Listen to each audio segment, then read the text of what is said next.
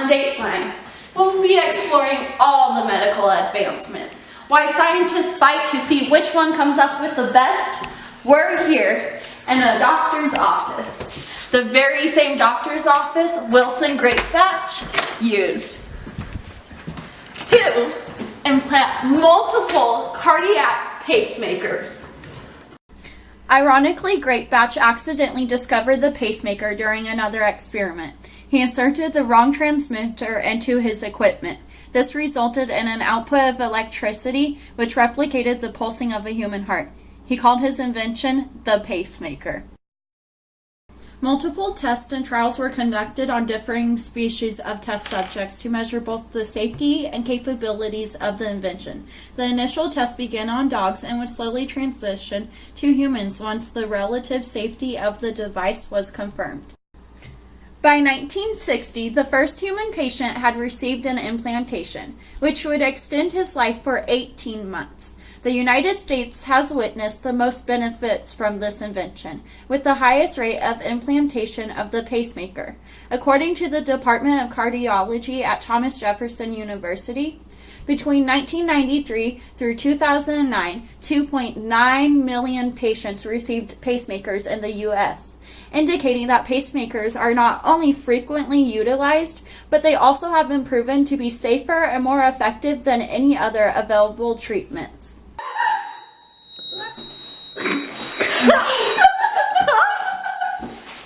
We've saved it! Yes! Oh my. Greatbatch would later go on to establish his own company, Greatbatch Incorporated, as a way of ensuring that there would be more research and future improvements to his invention. One major upgrade for the cardiac pacemaker generated at this company was the use of lithium batteries. The batteries originally used in the pacemaker were built to last 2 years before needing to be replaced. He sought to fix this issue and succeed in extending the battery's life to last 10 years. Frequent invasive surgeries to replace them could now be prevented. This helped eliminate the unnecessary suffering that traditionally followed a patient's recovery time. Welcome back to Dateline. Now we understand how Wilson Greatbatch got to where he is with the pacemaker, all the steps he took to invent such a great invention, and his continual upgrades to it. We can go on to a first-hand account just to hear how much this has affected modern citizens today. Introducing Laura Browning. So my first question is, how long have you had your pacemaker? Well, I got this in 2009. It was October. I had just undergone my third open heart surgery. Okay. And I didn't know this, but they tell me that after you've been opened several times, your electrodes that run through your body get disconnected, and most times they come back together. But being open that many times, they said it's not going to happen. You're going to need one. So they were prepared, and they put the leads into the heart, ready for the pacemaker should I need it. And I did need it. 2 days later, they decided to put it in. Oh, wow. So, yeah. Okay, so how has having a pacemaker impacted your life? Well, I'm less active. I used to ski. I used to do a lot other, outdoor activities, sledding, just anything that you could fall and hurt yourself. Yeah. They really don't want you to do that anymore, because if you fall and you impact this, it can crush it and you can have other, serious issues. Yeah. So I try to avoid all of those types of things, but I'm still an active person. So in some regards it's impacted me, but then it's not been so bad, I should say. Yeah. So, yeah. Are there any other pros and cons to having it that just make daily life harder, or? Well, you have to be conscientious that you have this thing in you, that the battery is going to go out. So I had to be, on my doctor's appointments, making sure that they check it for battery life. Yeah. Not everybody's pacemaker is the same. Mine, because I need it on every heartbeat, the ventricle and the atria side. My ventricle side never hits. The atria sometimes does. Okay. So mine hits every time twice. So, meaning I use a lot more battery life than most people. Yeah. So mine only lasts 4 years at the most. So, I need it. It's often, yeah. Yeah, it's quite often. And then, how many times have you gotten the battery replaced for? I've only had it replaced once so far. Oh wow, very cool. Because it was 4 years, so that would have, 2009. But the bad thing about me was, lucky Laura, they had a recall on my battery. Okay. So I had to have it done quickly Yeah. because it could just fail. So Yes. that's a little nerve-wracking because you're not, I need it. And if it were to fail, Yeah. I would be dead. So yeah, we replaced it about 2 years ago now.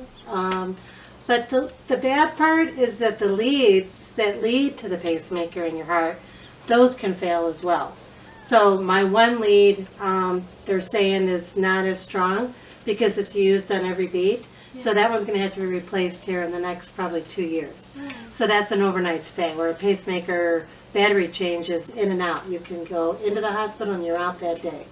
So that's kind of I was happy not having gone through the battery replacement to know that I can be out that quickly. Oh yeah. That's So really yeah, cool. it's not so bad.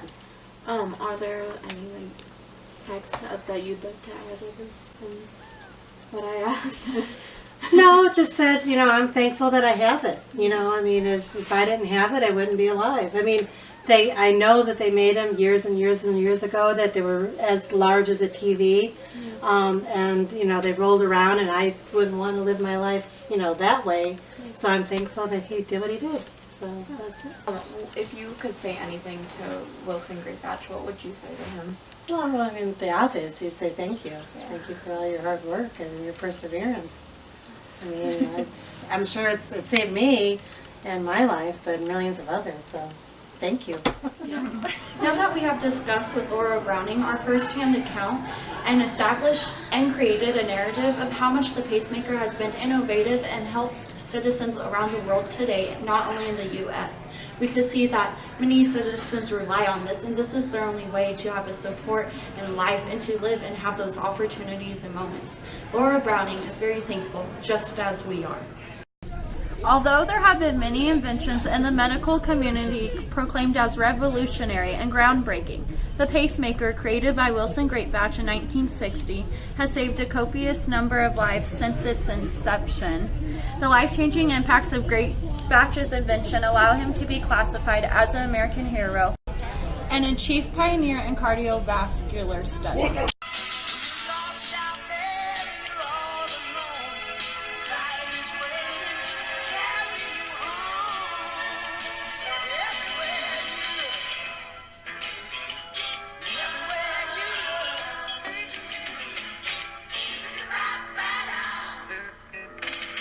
Anymore, and I'm just so done. Good luck with that. Totally. Okay. Oh wait, we should have put the heart on before. Never mind. Hi. I'm the doctor, and I have an appointment with Dr. Greatbatch. Words, honey, use go.